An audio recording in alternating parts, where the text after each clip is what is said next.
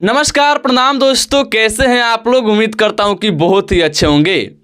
दोस्तों, सूर्या और शुभम पवन सिंह के टीम वाले हैं या यूट्यूबर हैं, मुझे समझ नहीं आता है। आप लोगों को जो समझ में आता होगा आप लोग समझिएगा। बाकी इन लोगों ने जो सोचा था, जो बोला था, उसे पूरा करवा करके या करके दिखा दिए।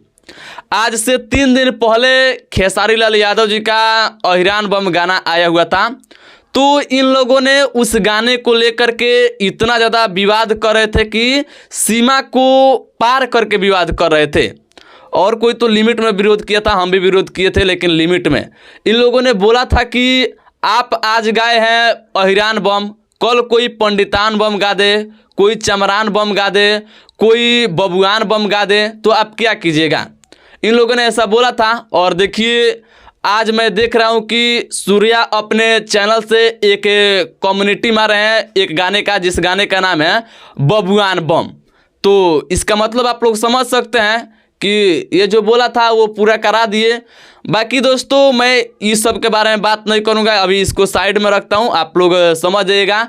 बाकी दोस्तों, खेसारी लाल यादव जी का आज से 7 दिन पहले ये मोर भोला गाना आया हुआ था अन्नपूर्णा फिल्म्स के यूट्यूब चैनल पर। तो अभी उस गाने पर 6 मिलियन व्यूज है 7 दिन में।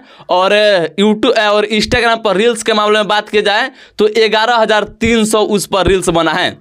लेकिन वहीं अगर खेसारी लाल यादव जी का अहिरान बम गाने के बारे में बात की जाए तो मात्र 3 दिन में ही इस गाने पर 2.5 मिलियन व्यूज हैं। और रील्स के मामले में बात की जाए तो 10,000 रील्स बन चुका है मात्र 3 दिन में। तो आप लोग समझ सकते हैं, 7 दिन में 11,000 रील बना है और इधर 3 दिन में 10,000 रील बना है दोनों गाने पर।